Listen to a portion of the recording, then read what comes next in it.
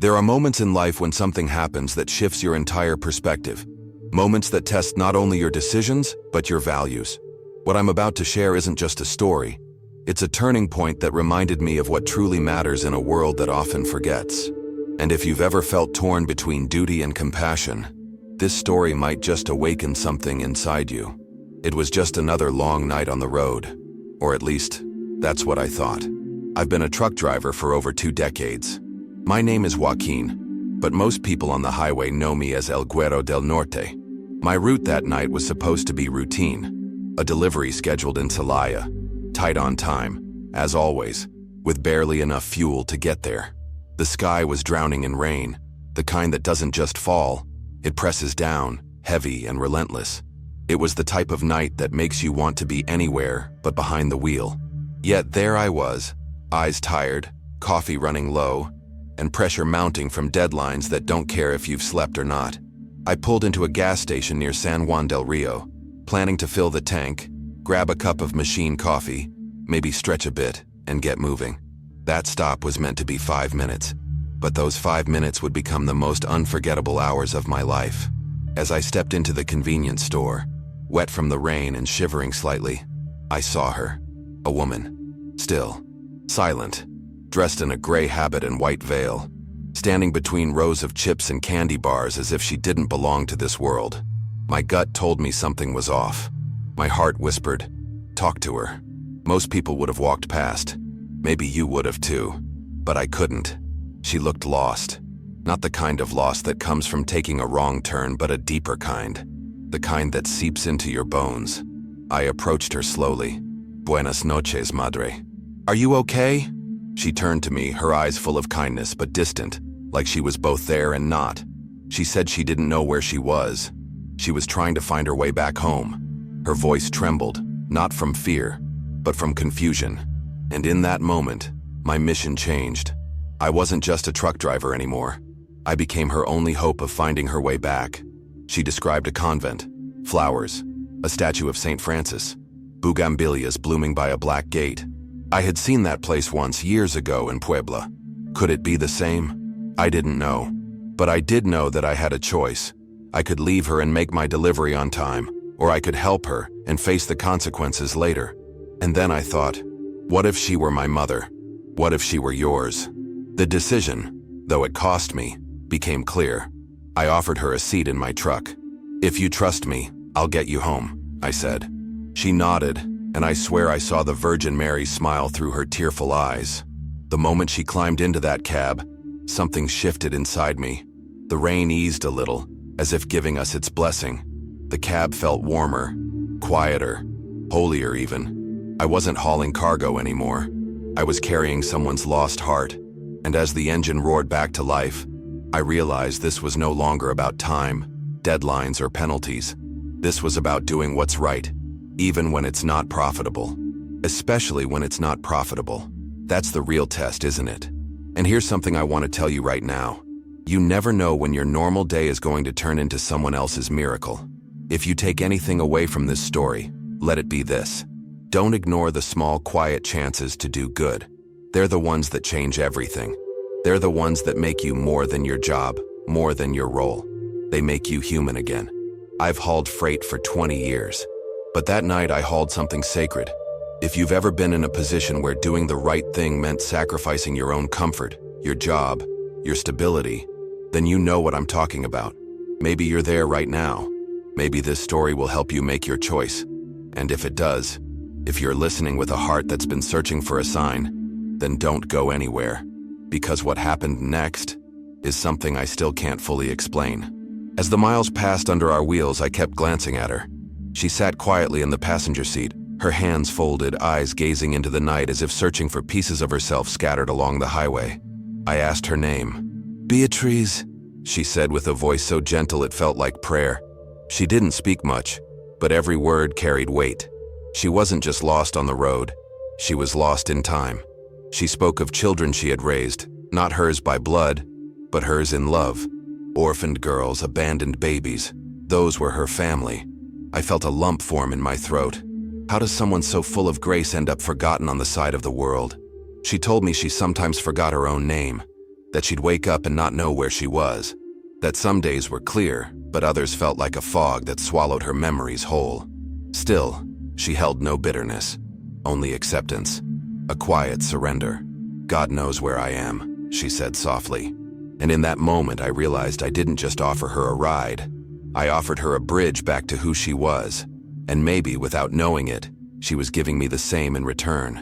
There was something sacred about her presence, like she was carrying the remnants of something holy the rest of us had forgotten.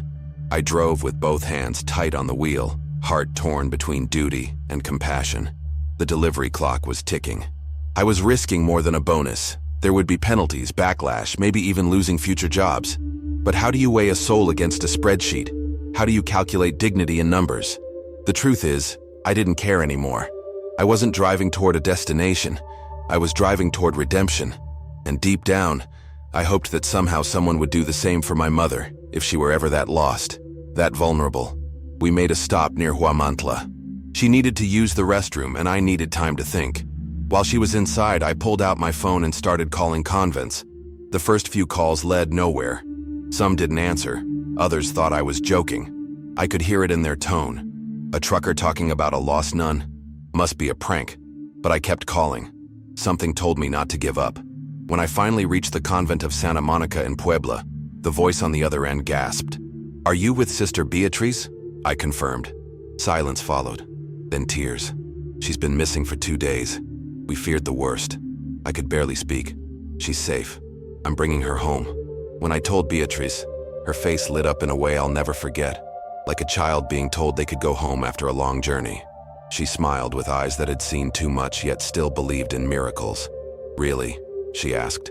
"Truly," I said. "We're going to Puebla. The sisters are waiting." She closed her eyes and leaned back into the seat, as if letting go of all the weight she'd carried. That moment, that's when I knew. No delivery, no deadline, no destination was more important than this. If you're watching this right now, I want you to feel that urgency, not just in helping others, but in recognizing when something bigger than yourself is asking you to act. The rain had stopped. The clouds were still thick, but the road was clear. As we drove toward Puebla, I noticed how peaceful she looked, like she was already home. I kept thinking about how many people had probably passed her by, too busy, too afraid, too focused on their own problems. I kept wondering, what if I hadn't stopped? How many times had I ignored someone who needed help just because I was in a rush? That question haunted me more than any fine or reprimand ever could. And I promised myself right there, I would never again let the clock be more important than compassion. By the time we reached the outskirts of Puebla, I could see the towers of the old city rising in the distance. The GPS confirmed we were close. She stirred beside me, blinking like she was waking from a long dream. "Where are we?" she asked. "Almost there," I said. "Almost home." She held my hand for a brief moment. Her skin was thin, her fingers trembling. "Thank you," she whispered. And I felt it. Not pride, not even gratitude. I felt grace. And grace, my friend, is heavier than any cargo I've ever carried. When the gates of the convent appeared, hidden behind trees and weathered stone, I pulled over and honked lightly. Within seconds, a young sister came running through the rain, eyes wide. She saw Beatriz and cried out, "Mother!" It was like watching a family reunion between souls that thought they'd lost each other. I helped her down slowly, her legs weak, her steps shaky, and walked her to the entrance. The embrace they shared was something words will never capture. And in that moment, I knew, we're not defined by what we deliver. We're defined by what we carry when no one's watching. As they led Beatriz inside, I stood there for a moment, soaking wet, watching the gates close behind her. One of the sisters approached me and asked, "Were you the one who brought her back?" I nodded. She placed her hand over her heart and said, "You have no idea what you've done." I tried to smile, but it was hard to hold back the emotion. I wasn't used to being called a hero. I was just a guy doing what felt right. They invited me in, offered me a meal, a chance to rest, even a place to pray. But I declined, not because I didn't appreciate it, but because I knew I had to keep going. There were still miles ahead and responsibilities to face. Before I left, Beatriz turned one last time. Her voice was faint, but her words stayed with me. God also watches over those who watch over others. That sentence hit deeper than any sermon I've ever heard. I climbed back into the truck, the cab now feeling strangely empty without her beside me. The silence wasn't heavy, though. It was peaceful, like something sacred had happened, and now the world was just trying to catch up. I knew the road ahead would be long and likely filled with consequences, but in that moment, none of it mattered. I had done what was right, and that kind of peace, it's rare. By the time I arrived in Shalaya, the sun had already dipped behind the hills. I was nearly 4 hours late. The warehouse manager wasn't happy. His face said it all: frustration, irritation, a readiness to unload not just the cargo but his anger too. "You, Joaquin?" he asked. I nodded. He handed me a phone. "Your boss wants to talk to you, urgently." It was Don Arturo, the dispatcher. Gruff, all business. "What the hell happened, Guerrero? The client is furious. You know the mess you just dropped on my lap?" I could have lied, blamed the weather or a breakdown, but I didn't. I told him the truth. I explained everything. How I'd found a lost nun. How she had Alzheimer's. How I couldn't leave her behind. There was silence on the line. A long one.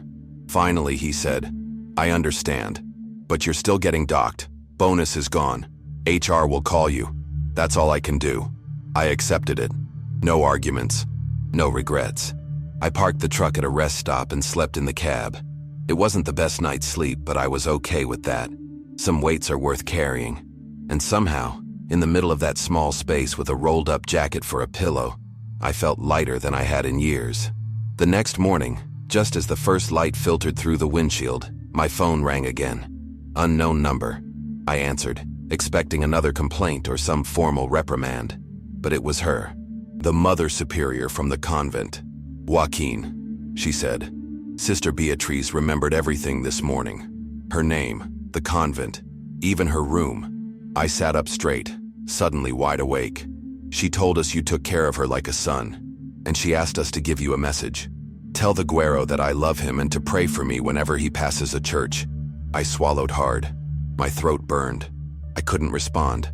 It was all too much. And somehow, not enough. That call changed everything. I didn't care that I'd lost the bonus anymore. That simple message from Beatriz felt more valuable than any paycheck. But that wasn't the end. A week later, I was back on the road, loading cargo in Irapuato, when I got another call. It was Don Arturo again.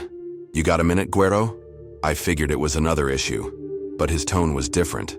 "We got a letter from the convent." They told the whole story. The higher-ups read it too. "And guess what? Starting next month, you're getting a fixed route. Less hours, more pay." I was stunned. "You're serious?" "Serious as a heart attack. Sometimes doing the right thing actually pays off. Just takes a little time." I leaned against the front of the truck, staring up at the sky as the clouds drifted like they had nowhere to be.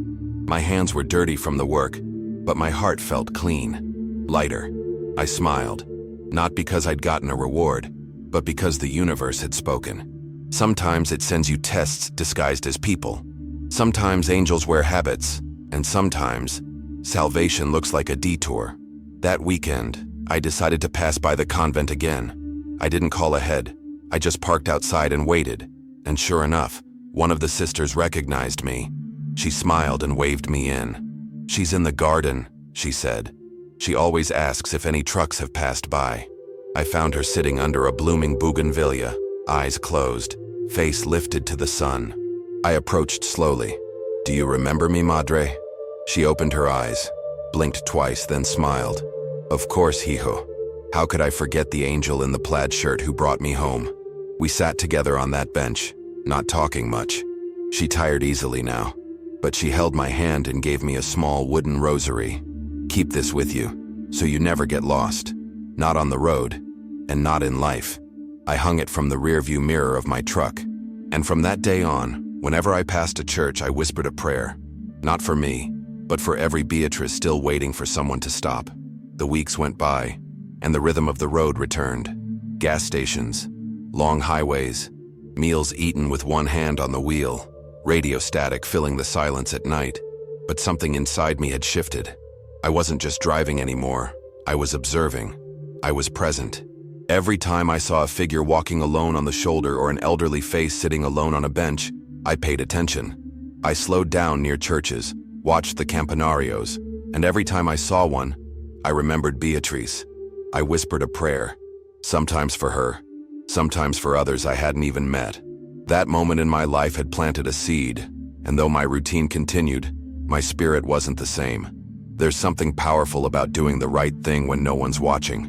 We live in a world obsessed with visibility, likes, shares, recognition. But what Beatrice taught me is that some of the most meaningful rewards are invisible. The peace that settles in your chest when you know you helped someone without expecting anything back. That's priceless. And slowly, I began to carry that sense of mission with me. Every delivery felt less transactional and more purposeful. I wasn't just transporting goods, I was part of a bigger human story. And deep down, I hoped that somewhere Beatrice was praying for me too, just as she had promised.